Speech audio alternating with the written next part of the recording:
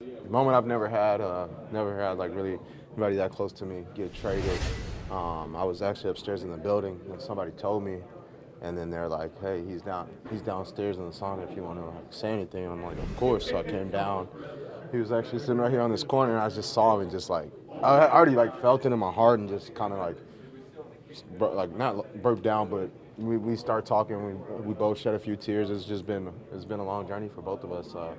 That I told him coming in, I didn't know a lot of guys in the league or even like playing against guys. I played in Conference USA, so it wasn't a lot of guys that were making it to the league. So I met Sewell pre like combine training, and so we I've known him since then. He's seen my work ethic. I've seen his work ethic, seen the work that he's put in. He's seen the work that I put in. He's seen when I not when I didn't believe myself, but when I had doubts and I thought I was gonna like let down my parents, different things like that. So we just shared those moments, and I just told him I was proud of him. Like I was like, hey, I don't know. Well, sorry, let me go back. I told him 2019 we were playing here against the Eagles, and after the game I told him I was like, bro, you belong here. You need to be a Packer. You need to be a Packer, and it came full circle. He ended up being a Packer, and then I asked him, did he remember that? He was like, yeah, I remember that, and so I thought that was pretty cool. And then I just told him that I was very proud of him, just like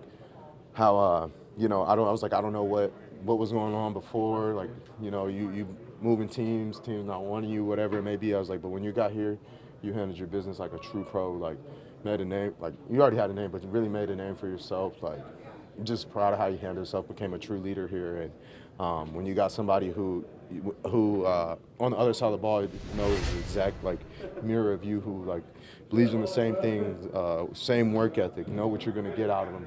It's tough losing a brother like that. What's a lesson that Rasul taught you about life? What's the lesson, Rasul? I would say just like never too high, never too low. You always hear that saying, but in just in different ways. Like he see me down, he see me down like with my injury or something like that, or maybe at practice when I tweaked it, and he'd come and just put his arm around me like, hey, don't do that. And I'm just looking at him. He's like, you know what I'm talking about. Don't do that. And just like holding me to that high standard that he holds himself to and that I hold him to. And so just somebody who's always there to check you, even when you're wrong. You might not want to hear it, but there's somebody right there who's in your corner who wants to see you succeed. And so wanted to see everybody in this locker room succeed. So. You were already a little down on Sunday after the game, hearing that a guy like Rasul was beating himself up. Now he's not here. What does that mean for you as a leader, having to absorb that, go forward, take on that role? It low-key made me feel worse. When I seen he was gone, I'm like, damn, if we were winning, he'd still be here. So it made me feel worse, but just got to step up even more.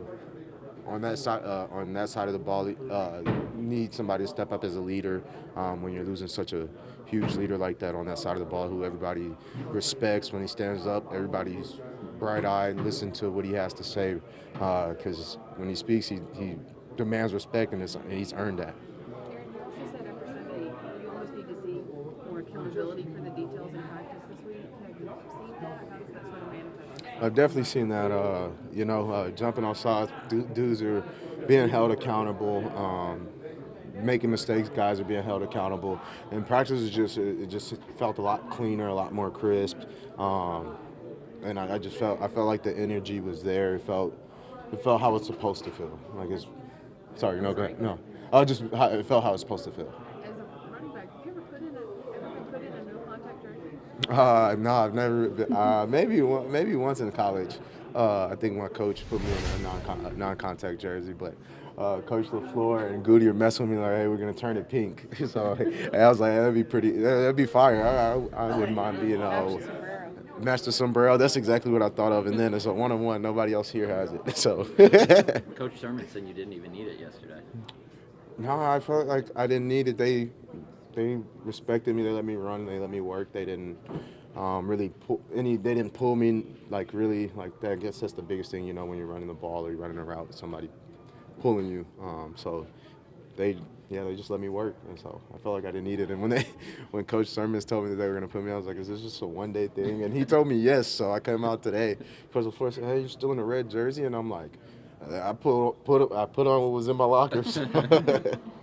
You said last week that if not 100% against the Vikings, you'd be 100% this week. Are you getting closer to that, you think? I'm definitely getting closer.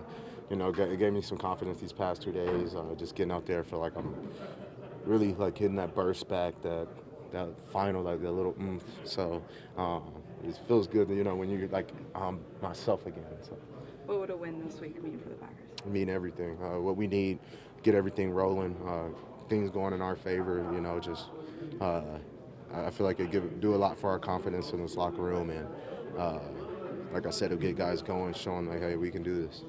And do you ever tell Jordan, don't forget about me in the passing game? Like, if something's not down there, I can be your friend, in a short game. No, I've never told him that. He's always looking, and before it's our thing, and so when I'm breaking the huddle, where I'm next to him, so right before he starts to go through his cadence, I let him know where his check down is going to be at, or what the check down route is, and I'm like, hey, I got a wide route. Hey, I'm going to slow, or whatever it may be, so he knows if he gets into some trouble where his check down is. Because you sometimes know what the matchups are, right? I mean, Based on if I know it's man, really, yeah, you can kind of. But zone, you don't know what zone you're going to be fitting in, who's going to be dropping where, so it gets a little bit more tricky in that one.